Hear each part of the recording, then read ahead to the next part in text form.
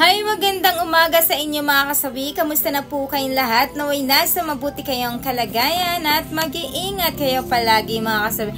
At syempre magbabasa tayo ng mensahe, idol. Meron akong tanong sa mga mag-asawa katulad ko.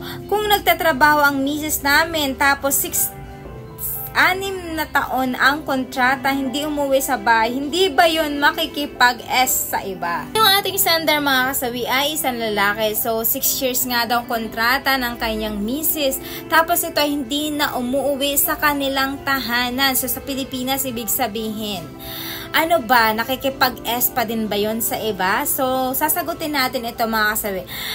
Para po sa akin, depende lang po yun mga kasawi. May mga kababaihan na kahit ilang taon yan, na talagang walang jugjugan ay natitiis nila kung talagang kanilang determinasyon sa pagtatrabaho ay para sa inyong pamilya, yung para bang makaasenso kayo, umahon kayo sa kahirapan, kaya pumunta sila sa ibang bansa para kayo ay makaraos sa hirap at ginhawa. So, ibig sabihin nun ay talagang determinasyon niya na magtrabaho, wala siyang pakialam kahit na matagal na kayong walang jugjugan. Para sa kanya ay nakokontento na siya kahit wala kayong ganun. Basta malaga para sa kanya ay ang kanyang buong pamilya, mga anak at ikaw. So ibig sabihin nun, talagang isang babae ay nakokontento na walang ganun.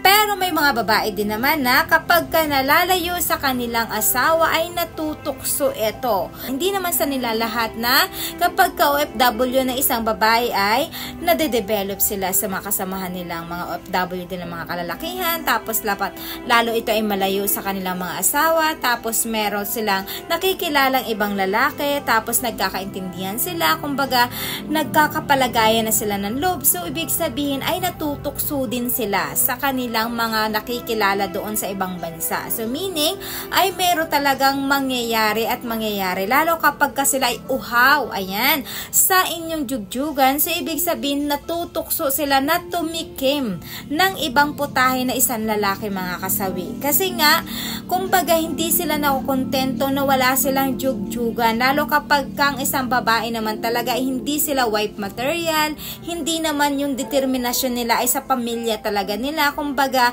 sanay naman sila na lumayo sa kanilang mga asawa at anak. So, ibig sabihin, wala silang masyadong goal, kundi yung sarili nila.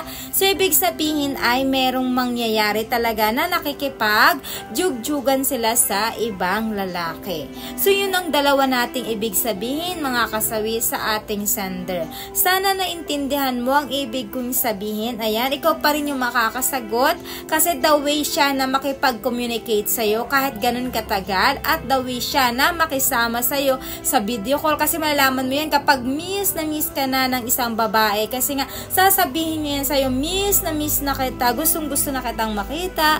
Ayan, ginagawa niya ng paraan kung paano kayo mag-intimate kahit lang sa video call. So, gagawa yan ng paraan kapag ka nami-miss ka niya, yung bang magpapasaya pa rin kayo sa isa't isa kahit video call man yan, mga kasawi. So, yun lang po mga kasawi, yung ibig ko sabihin tungkol dito. Maraming salamat po sa patuloy na pagsuporta niyo sa akin, sa walang sawang pag-share at pag-comment. Sa mga hindi pa po nakapag-subscribe, pwede na kayo mag-subscribe, pwede na rin kayo mag-follow para updated kayo sa topic ko araw-araw. Magandang umaga!